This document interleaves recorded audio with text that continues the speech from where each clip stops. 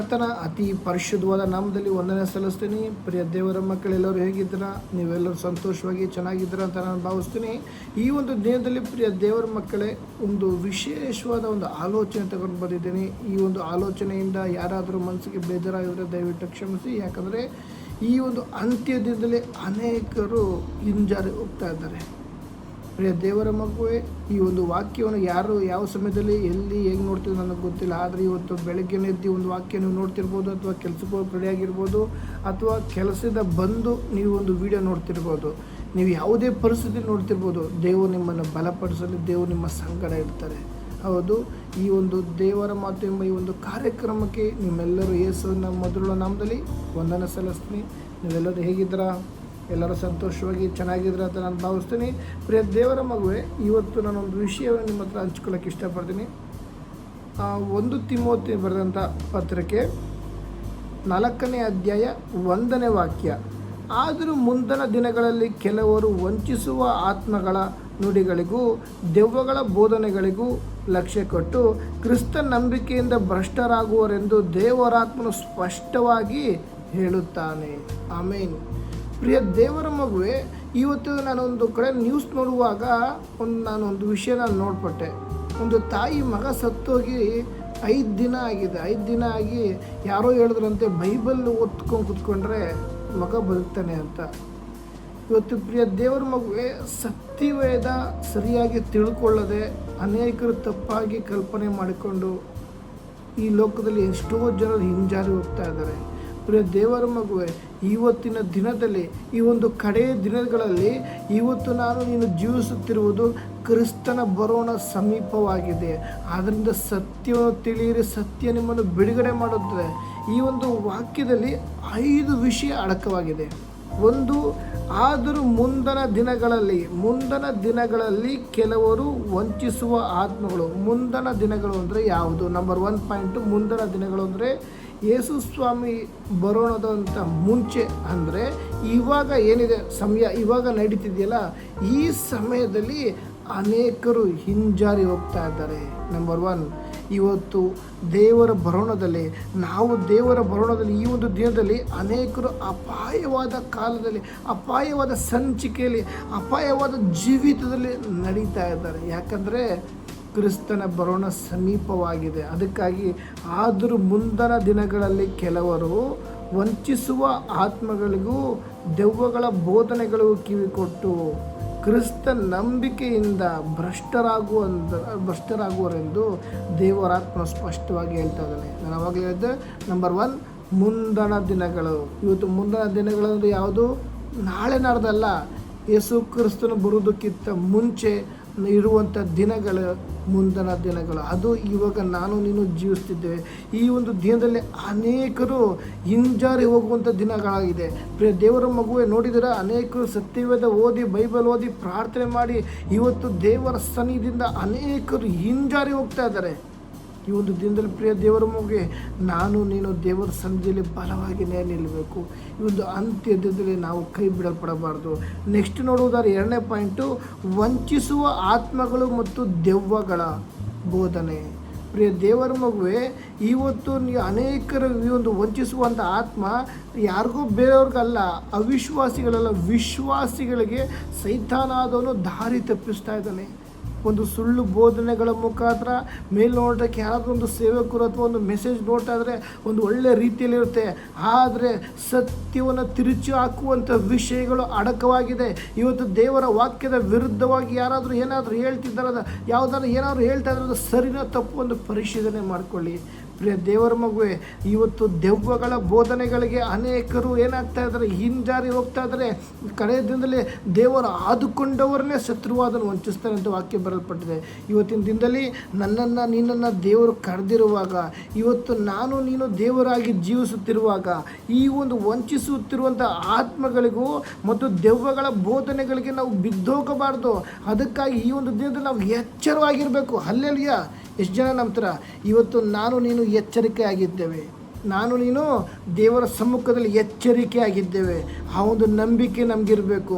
ಶತ್ರುವಾದನು ಯಾವ ರೀತಿ ಬರ್ಬೋದು, ಯಾವ ರೀತಿ ಬೇಕೋ ನಿನ್ನ ಮನಸ್ಸನ್ನು ಕೆಡಿಸ್ಬೋದು.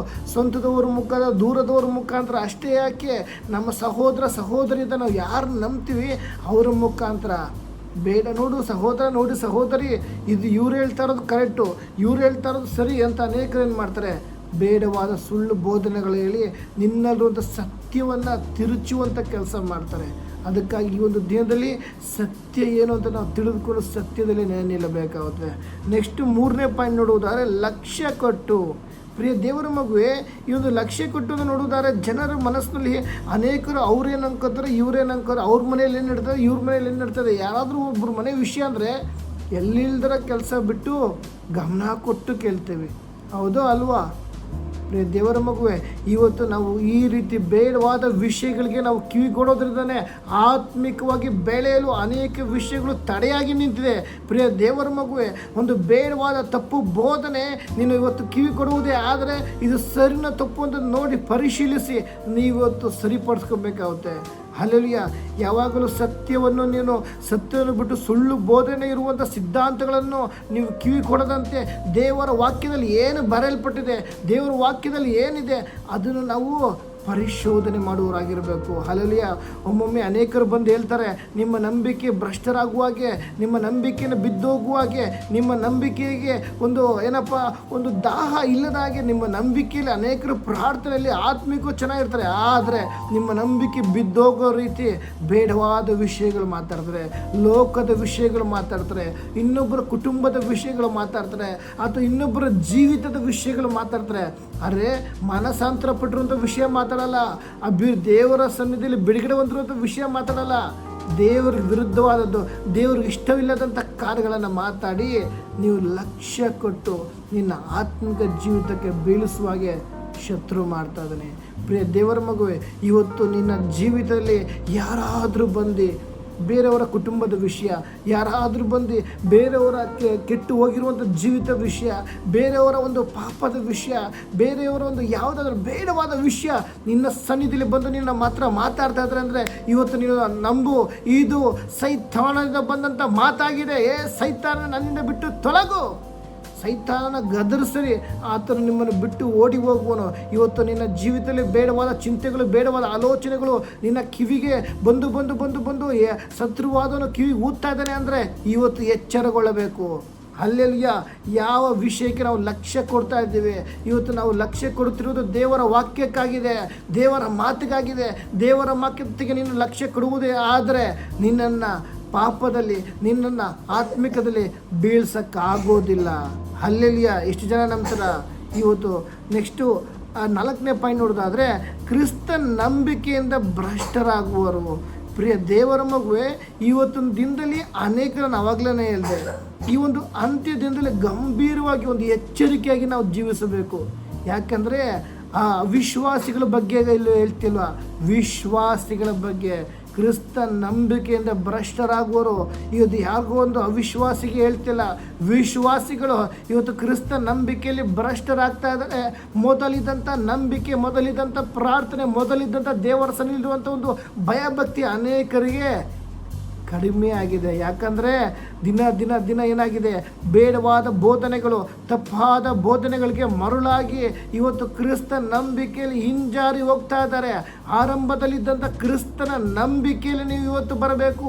ಆರಂಭದಲ್ಲಿದ್ದಂಥ ಒಂದು ದಾಹ, ಆರಂಭದಲ್ಲಿದ್ದಂಥ ಒಂದು ಪ್ರಾರ್ಥನೆ, ಏನಾದರೂ ಒಂದು ಹೋಗಿ ಮೊದಲು ದೇವರ ಸಮ್ಮುಖದಲ್ಲಿ ಮೊರೆ ಇಡ್ತಾ ಇದ್ದು ಇವತ್ತು ಎಲ್ಲೋಗಿದೆ? ಹಲ್ಲೆಲೂಯಾ. ಕ್ರಿಸ್ತ ನಂಬಿಕೆಯಿಂದ ಭ್ರಷ್ಟರಾಗುವಂಥ ಶತ್ರು ಕಾರ್ಯ ಮಾಡ್ತಾ ಇದ್ದಾನೆ. ಅದಕ್ಕಾಗಿ ಇವತ್ತು ದೇವರಾತ್ಮನ ಪ್ರತಿಯೊಬ್ಬರನ್ನು ಎಚ್ಚರ ಪಡಿಸ್ತಾ ಇದ್ದಾನೆ. ಯಾವುದಾದ್ರೂ ತಪ್ಪು ಬೋಧನೆಗಳಿಗೆ ನಾವು ಮರಳಾಗ್ತಿದ್ದೀವ, ಇದು ನಿಜನ ಸರಿನ ತಪ್ಪು, ನಿಜವಾದ ನಂಬಿಕೆ ಏನು ಅಂತ ನಾವು ಪ್ರತಿಯೊಂದು ವಿಷಯಗಳನ್ನು ನಾವು ಇದನ್ನು ಅಬ್ಸರ್ವ್ ಮಾಡಿ ದೇವರ ಸನ್ನಿಧಿಯಲ್ಲಿ ಬಲವಾಗಿ ನಿಲ್ಲಬೇಕಾಗುತ್ತೆ. 5ನೇ ಪಾಯಿಂಟ್ ನೋಡೋದಾದರೆ ದೇವರಾತ್ಮನು ಸ್ಪಷ್ಟವಾಗಿ ಹೇಳ್ತಾ ಇದ್ದಾನೆ. ಹಲ್ಲೆಲೂಯಾ.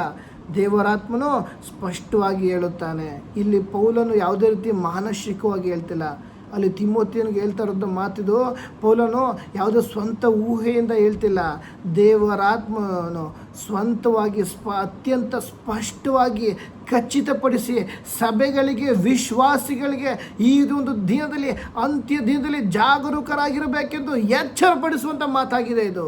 ಎಷ್ಟು ಜನ ನಂತರ ಇವತ್ತು ಪೌಲನ ಊಹೆಯಿಂದ ಹೇಳ್ತಿಲ್ಲ, ಇದು ಪೌಲನ ಸ್ವಂತ ಮಾತಿನಿಂದ ಹೇಳ್ತಲ್ಲ. ದೇವರಾತ್ಮನ ಈ ಒಂದು ಅಂತ್ಯ ದಿನದಲ್ಲಿ, ಈ ಒಂದು ದಿನದಲ್ಲಿ ಅನೇಕರು ಹಿಂಜಾರಿ ಹೋಗ್ತಾ ಇದ್ದಾರೆ. ಅದಕ್ಕಾಗಿ ದೇವರಾತ್ಮನ ಈ ದಿನದಲ್ಲಿ ಒಂದೊಂದು ಸಭೆಗಳಿಗೂ, ಒಂದೊಂದು ವಿಶ್ವಾಸಿಗಳಿಗೂ ಒಂದು ಸದಾಕಾಲ ಜಾಗರೂಕರಾಗಿರಬೇಕು, ಸದಾಕಾಲ ಎಚ್ಚರಿಕೆ ಆಗಿರಬೇಕೆಂದು ಉದ್ದೇಶದಿಂದ ದೇವರಾತ್ಮನು ಹೇಳುತ್ತಿರುವಂಥ ಮಾತಾಗಿದೆ. ಕಳೆದಾಗ ವಾಕ್ಯ ಮತ್ತೊಂದು ಬಾರಿ ಓದೋಣ. 1 ತಿಮೋತಿಯನಿಗೆ ಬರೆದಂಥ ಪತ್ರಿಕೆ 4ನೇ ಅಧ್ಯಾಯ 1ನೇ ವಾಕ್ಯ. ಆದರೂ ಮುಂದಿನ ದಿನಗಳಲ್ಲಿ ಕೆಲವರು ವಂಚಿಸುವ ಆತ್ಮಗಳ ನುಡಿಗಳಿಗೂ ದೆವ್ವಗಳ ಬೋಧನೆಗಳಿಗೂ ಲಕ್ಷ್ಯ ಕೊಟ್ಟು ಕ್ರಿಸ್ತ ನಂಬಿಕೆಯಿಂದ ಭ್ರಷ್ಟರಾಗುವರೆಂದು ದೇವರಾತ್ಮನು ಸ್ಪಷ್ಟವಾಗಿ ಹೇಳುತ್ತಾನೆ. ಹಲ್ಲೆಲೂಯಾ. ಇವತ್ತು ದೇವರಾತ್ಮನು ಹೇಳುವಾಗ ನಾವು ಎಚ್ಚರಗೊಳ್ಳಬೇಕು. ದೇವರಾತ್ಮ ನಿನಗೋಸ್ಕರ, ನಿನ್ನ ಸಂಗಡ ಮಾತಾಡುವಾಗ ನಾವು ಇಲ್ಲಿ ಹೇಳ್ತಿರೋದ ಮಾತಾಡಿ ಒಂದೇ ಒಂದು ವಾಕ್ಯದಲ್ಲಿ 5 ವಿಷಯ ಅಡಕವಾಗಿದೆ. ನಾನು ಯಾವಾಗಲೇ ಹೇಳಿದೆ ಪ್ರತಿಯೊಂದು ವಿಷಯ. ಅಲ್ಲೆಲೂಯಾ. ಎಷ್ಟು ಜನ ನಂಬ್ತೀರಾ? ಇವತ್ತು ಮುಂದಿನ ದಿನಗಳಲ್ಲಿ, ಇವತ್ತು ನಾವು ವಾಸ ಮಾಡುವಂಥ ದಿನಗಳು ಅದೇ ಮುಂದಿನ ದಿನಗಳಾಗಿದೆ. ವಂಚಿಸುವ ಆತ್ಮಗಳು ಮತ್ತು ದೆವ್ವಗಳಿಗೆ, ನಾವು ದೆವ್ವಗಳ ಬೋಧನೆಗಳಿಗೆ ನಾವು ಕಿವಿಗೊಡಬಾರ್ದು. 3ನೇ ವಿಷಯ ನಾವು ನೋಡುವುದಾದರೆ, ಪ್ರಿಯ ದೇವರ ಮಗು, ಲಕ್ಷ್ಯ ಕೊಟ್ಟು ಯಾವ ವಿಷಯದ ನಾವು ಇವತ್ತು ಕಿವಿ ಕೊಡ್ತಾ ಇದ್ದೀವಿ? ಇನ್ನೊಬ್ಬರ ಮಾತುಗಳು ನಾವು ಕಿವಿ ಕೊಡ್ತಿದ್ವ? ದೇವರ ಮಾತಿಗೆ ನಾವು ಕಿವಿ ಕೊಡ್ತಿದ್ವ? ನಮ್ಮನ್ನು ನಾವು ಪರಿಶೋಧನೆ ಮಾಡಿಕೊಳ್ಳೋಣ. 4ನೇ ವಿಷಯ ಬರೋದಾದರೆ, ಕ್ರಿಸ್ತ ನಂಬಿಕೆಯಿಂದ ಭ್ರಷ್ಟರಾಗುವರು. ಇದು ಯಾರೋ ಬಂದು ಅವಿಶ್ವಾಸಿಗೆ ಹೇಳ್ತಿರುವಂಥ ಮಾತಲ್ಲ, ವಿಶ್ವಾಸಿಗಳಿಗೆ. ಯೇಸು ಸ್ವಾಮಿನ ತಿಳ್ಕೊಂಡು, ಸತ್ಯವನ್ನು ಸತ್ಯದಲ್ಲಿ ಜೀವಿಸಿ ಇವತ್ತು ಸತ್ಯದಲ್ಲಿ ನಡೆಯುತ್ತಿರುವಂಥ ವಿಶ್ವಾಸಿಗಳಿಗೆ ಹೇಳ್ತಿರುವಂಥ ಮಾತು, ಕ್ರಿಸ್ತ ನಂಬಿಕೆಯಲ್ಲಿ ಭ್ರಷ್ಟರಾಗುವವರು. ಹಲ್ಲೆಲೂಯಾ. ಕಡೆದಾಗ 5ನೇ ಪಾಯಿಂಟು, ದೇವರಾತ್ಮನು ಸ್ಪಷ್ಟವಾಗಿ ಹೇಳುತ್ತಾನೆ. ಯಾಕಂದರೆ ಇದು ಯಾವುದೇ ರೀತಿ ಮಾನಸಿಕವಾಗಿ ಬಂದಂಥ ಮಾತಲ್ಲ.